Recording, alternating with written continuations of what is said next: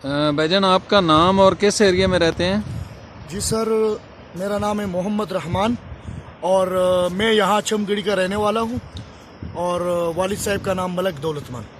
तो ये बताएं जी, सुना है यहाँ पर जंगल बेचा जा रहा है, बहुत कीमती जो दरख्त हैं वो बेचे जा रहे हैं, क्या ये सच है? बिल्कुल 100% ये सच है सर। यहाँ पे ये फॉरेस्ट गार्ड लोग हैं ना, रेंजर और फॉरेस्ट डिपार्टमेंट वाले सब मिले हुए हैं।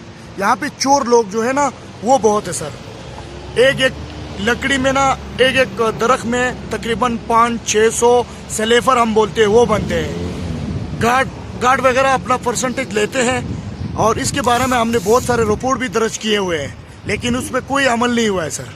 तो ये आपके ज़हन में गार्ड कितने पैसे लेके एक बड़ा जवान जो तैयार का दरख्त दे देता है? जी, ये जो गार्ड भाई लोग हैं ना, ये लेते हैं 500 से 1000-1500 तक, और एक एक जो दरख्त होता है वो 5-6 लाख से भी ज्यादा का होता है। इसलिए बहुत बड़ा नुकसान है। मतलब वो दरख्त कितने 100 साल का होगा अंदाजन? 300 साल से लेकर 500 साल तक उसकी उम्र होती है।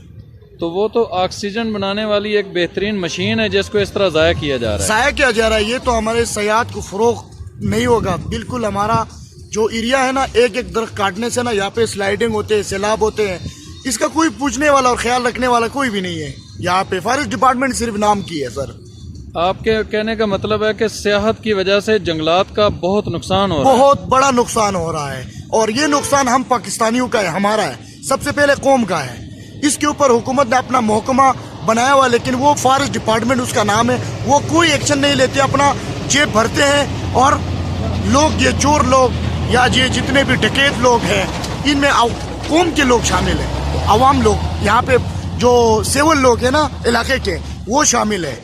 और ये लोग सारे जंगलात को बहुत बेदर्दी से कटाई कर रहे हैं इधर। और नए लगाए जा रहे हैं या नया ड्रामा ही है? नहीं, नया सब ड्रामा है सर, नया सारा ड्रामा है। तो यहाँ पर किस एरिया में ज्यादा दरख्त कटे हैं? यहाँ हमारा ये कंपार्ट नंबर 16 चमगड़ी कंपार्ट नंबर 16 में बेतहाशा कटाई हो रहा है। स्लेपर आ रहे हैं रात को और बेचे जा रहे हैं, कोई पूछने वाला नहीं है।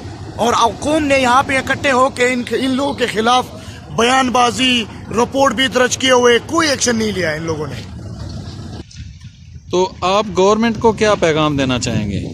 सर, मेरा तो गवर्नमेंट को यही पैगाम है। सबसे पहले मेरे हल्का PK2 में हमारा MP साहब है, मियाँ शराफत अली साहब, हमारा MP हमारा नुमाइंदा है। उनसे मैं ये दरख्वास्त करता हूँ कि ये जो सयाहत वाली बात जो आप कर रहे होते हो सर, ये जंगलात की बहुत बेदर्दी से कटाई हो रही है, इस पे काबू करें।